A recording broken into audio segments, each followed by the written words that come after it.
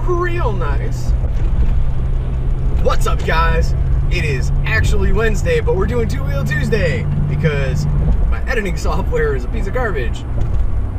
I had planned on filming yesterday. I did film something else, but I want to talk about something else today, so I guess it's a give and take thing, but we'll take it for what it is. So today on Two Wheel Tuesday, I want to talk about electric motorcycles. Yeah, electric motorcycles. It was going to happen. It was an eventuality. That's just the way it goes. They're going to electric cars. Eventually they're going to go to electric bikes. It's just how the world is going to work now, I guess. My whole idea about that, though, is we went to electric cars for a few different reasons. Obviously, the emissions that they give off.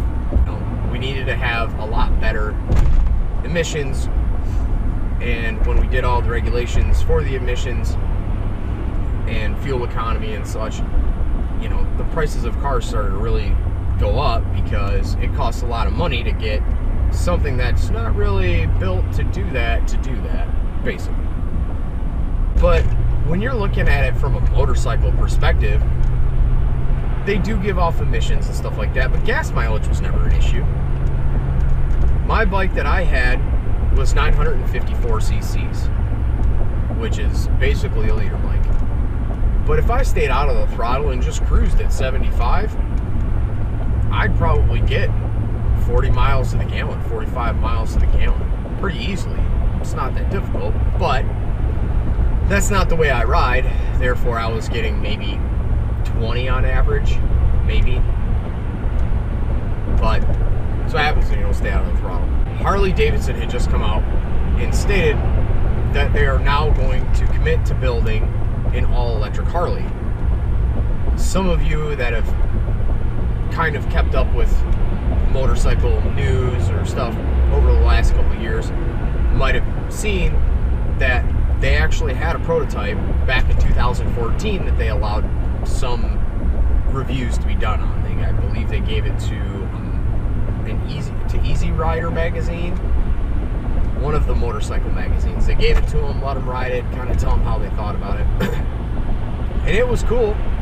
Don't get me wrong, it looked cool. I thought it had a great look to it for an electric bike, and they called it the Livewire. Here's my thing about this: is even with the electric cars and stuff like that, I feel like you lose out on certain aspects of the experience. Like you have Ferrari now talking about, oh, well, if anybody builds an actual legitimate all-electric supercar, it's going to be us.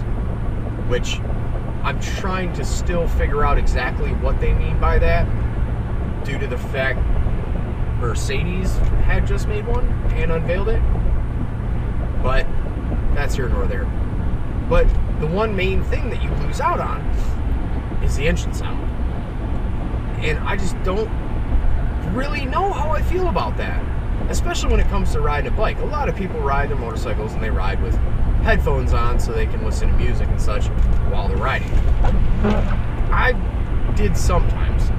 It's hard because you got to use earbuds, and if you don't have the right stuff in your helmet, the padding, it'll actually like push on it too much and kind of start to make your ear feel a little bit sore after riding for too long.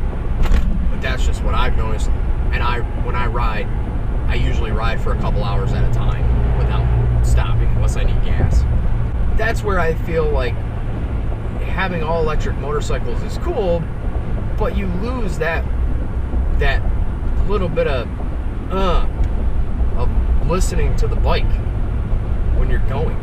And that's kind of how I feel about motorcycles. You make them all electric,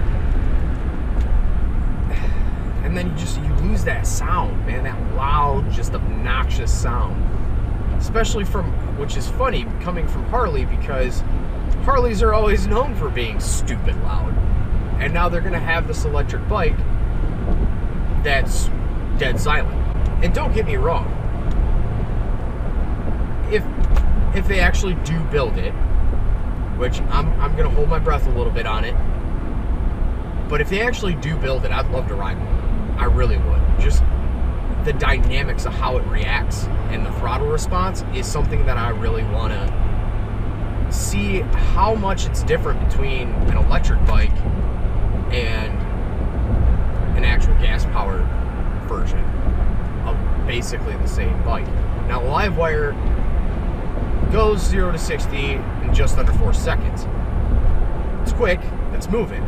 In some ways, I feel like that should be a little bit quicker, only because you have electric cars that go 0 to 60 in 2.3 seconds. And those cars weigh significantly more than a bike. I feel like you can get that down a little bit. If you really worked at it, I'm sure you can probably get that 0 to 60 down pretty quick. My only question is, if you're gonna do, so if you're gonna do a bike, I get it. You wanna do an electric bike, you wanna be part of that electrical vehicle market. It's understandable from a business perspective. That's kind of where all vehicles are trying to go right now, is more electric and such. My real question is how far is it gonna go? Because on a car, like take a Tesla, the P100D, the whole bottom of the car is batteries. And it still only gets, what, 300 miles to a full charge?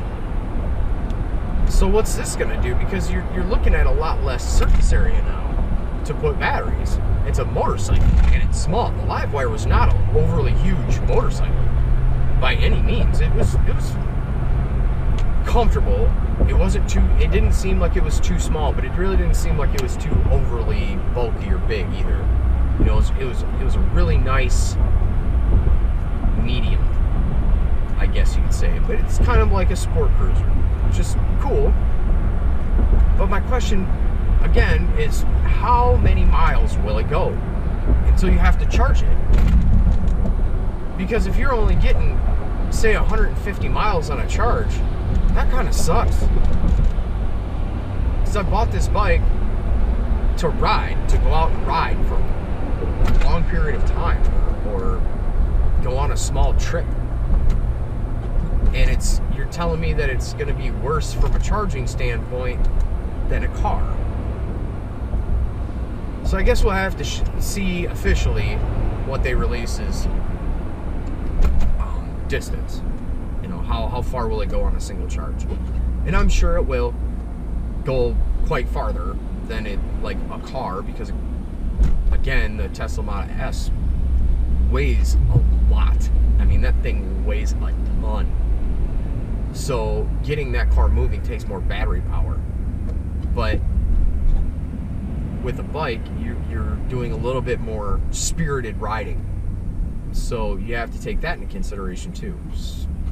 It's going to be interesting. I feel that once it comes out, once the specs are there, it's something that I'd have to ride. I'd have to actually go up to the Harley dealer up the road and have them let me demo one, just because I gotta know.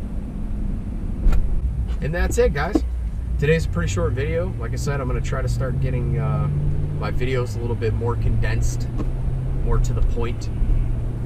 So if you've ever ridden an electric motorcycle, like an actual one, a legit one, Zero Motorcycles is another company that has been doing electric motorcycles for some time now. If you own a Zero motorcycle, leave a comment below. Tell me, give me like kind of like a description of like what it's like riding that versus riding a gas-powered version. I'm really curious. And if you have never ridden an electric bike or never owned one, what do you think? Do you think that an electric motorcycle is something that you can be legitimately interested in owning and riding and having fun with? Or are you like me, where I feel like it's kind of gonna take a little bit of luster out of the experience? Let me know. Drop me a comment. If you guys like this video, hit that thumbs up button. Stopping in for the first time, hit that subscribe button. And until the next time, fellas, deuces.